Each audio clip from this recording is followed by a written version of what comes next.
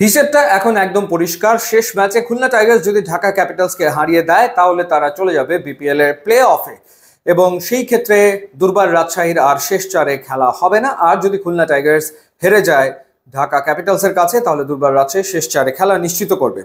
আর একটা ম্যাচ যেটা বাকি রয়েছে ফরচুন বরিশাল এবং চিটাগং কিংসের ভেতরে, সেই ম্যাচে যদি চিটাগং কিংস হারিয়ে দেয় ফরচুন বরিশালকে তাহলে তারা পয়েন্ট টেবিলে 2-এ উঠে যাবে রংপুর রাইডার্সের চেয়ে বেটার রান রেটের কারণে। আর সেই ম্যাচে যদি ফরচুন বরিশাল জেতে তাহলে 2 নম্বরে রংপুর রাইডার্স থাকবে এবং 3-এ সেই ক্ষেত্রে থাকবে চিটাগং কিংস, যারা এর ভেতরে তো শেষ চার নিশ্চিত করে ফেলেছে।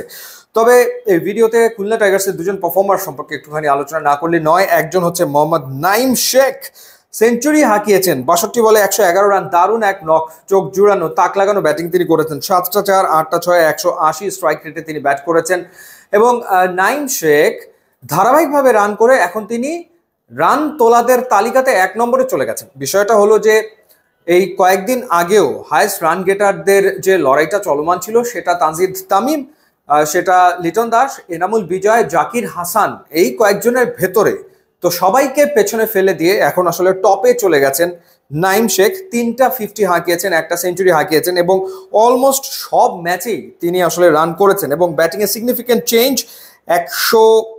150 স্ট্রাইক রেটে 444 রান করেছেন এখন পর্যন্ত এবং তার গড় হচ্ছে 44.40। ঢাকা প্রিমিয়ার লিগে রান করছিলেন, ন্যাশনাল টিম থেকে বাদ পড়েছেন, এবার রান করলেন তিনি বিপিএলে। দারুণ পারফরমেন্স করেছেন নিশ্চিতভাবেই এবং সময় মতো জ্বলে উঠেছে তার ব্যাট। শুরুতে যেরকম ব্যাট করছেন নাইম শেখ এবং লোয়ার মিডল অর্ডারে আরেকজন ব্যাট করছেন মাহিদুল ইসলাম অঙ্কন, সাচ এ ফ্যান্টাস্টিক পারফর্মার। এবারে বিপিএলে তিনি স্পেশালি 6 বা 7-এ নেমে যে পারফরমেন্স দেখাচ্ছেন, এই ম্যাচে 15 বলে 29 রানের একটা ইনিংস খেলেছেন, 3টা 4 একটা ছক্কা মেরেছেন, 193 স্ট্রাইক রেটে ব্যাট করেছেন এবং খুলনা টাইগার্স যে ম্যাচগুলো জিতেছে সেই ম্যাচগুলোতে ছোট ছোট যে পার্থক্যগুলো তৈরি হয়েছে সেই পার্থক্য আসলে মাহিদুল ইসলাম অঙ্কন তিনি তৈরি করেছেন। ফিনিশারের যে অভাব বাংলাদেশে, সেই অভাব নিশ্চিতভাবে টি-20তে তিনি দূর করতে পারেন এবং মাহিদুল ইসলাম অঙ্কন 11 ইনিংস ব্যাট করে 275 রান করেছেন এবং 184.56 হচ্ছে তার স্ট্রাইক রেট, 34.37 হচ্ছে তার এভারেজ। 14টা 4-এর পাশাপাশি 21টা 6 তিনি হাঁকিয়েছেন আর নাইম 4 হাঁকিয়েছেন 39টা, যেটা হাইয়েস্ট। ছক্কা হাঁকিয়েছেন 26টা। খুলনা টাইগার্সের যে বিদেশি ক্রিকেটাররা রয়েছে, যেমন বশিষ্ঠ নামের একজন ক্রিকেটার রয়েছেন, নওয়াজ রয়েছেন খুলনা টাইগার্সে, এছাড়া আরও একজন খেলছেন অ্যালেক্স রস। তারা যে খুব আহামরি পারফর্ম করেছেন তা না, অর্থাৎ দেশিরাই মূলত দলটাকে টানছে। বোলিংয়ের ক্ষেত্রে আমরা যদি বলি, বোলিংয়ের ক্ষেত্রে আসলে হাসান মাহমুদ, মেহেদী হাসান মিরাজ, নাসুম, আবু হায়দার তারা পারফর্ম করছেন। এই ম্যাচে মুশফিক হাসান তিনি পারফর্ম করলেন, 4 ওভার বল করে 3 উইকেট নিয়েছেন। এই ম্যাচের জন্য মানে এই ম্যাচের আগেই তাকে নেওয়া হয়েছে, খেলানো হয়েছে এবং তিনি আসলে রেজাল্ট এনে দিয়েছেন।